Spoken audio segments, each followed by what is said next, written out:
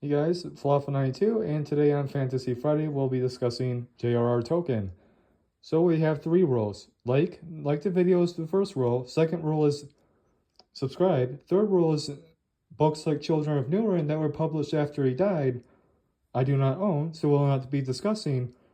And we'll also not be discussing the Lord of the Rings animated movie because I have neither seen it nor own it, and the same goes for the Tolkien biography, which I've seen, but I do not personally own. So that's all three rules, and let's get into the video.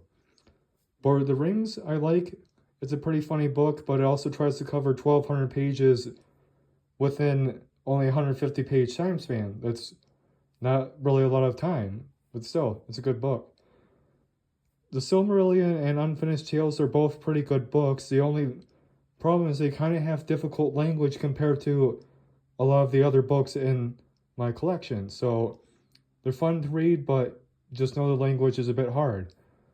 The Hobbit, I enjoy. It's a pretty solid book, but at the same time, it's more meant for children. But whenever I want to splurge on J.R.R. Tolkien, that's the book I'm reading. And speaking of other books that I splurged on Tolkien, we have The Fellowship of the Rings, Two Towers, and Return of the King. And so it's divided into three parts, even though it's technically a singular book. And you can easily find, the one book edition too as well, but I have the entire box set, which explains why they have similar covers.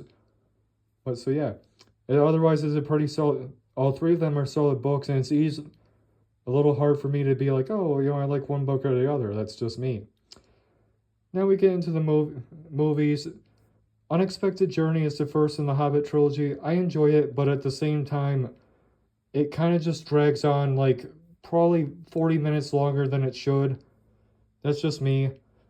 Desolation of Smaug has the honor of actually kind of feeling like it has a defining, story, and that they have to get to the mountain. I'm not saying that Unexpected Journey has a story, but the problem is that the Hobbit Unexpected Journey just establishes that they have to go to the mountain, but it just takes way too long to get to that point, and by the time they get to that point, the movie's over. And the problem of the Battle of the Five Armies is once Desolation of Smaug ends, you're only covering 2 chapters out of the book, so it's like, and you just dragged it out for like 2.5 hours type of thing. And especially with the extended cuts, it's like, the other issue is that this is about the Arkenstone, and once it's like a case of Bard loses it midway through the movie, never discuss it afterwards. And that's a huge problem that I have with the movie. And so we get to the Lord of the Rings live action movie. It's easily one of the best adaptations of the book. And so my problem is that when they cut content, I'm sure you would have to be a hardcore fanboy to figure out what they did or did not cut out. That's just me. But at the same time, if they kept every little detail into the movies would be 4 hours each. And that's the problem that all three of those movies have.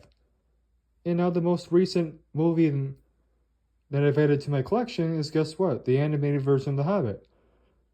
Now it actually follows the story in 1 hour and 15 minutes in a way that actually feels cohesive and coherent.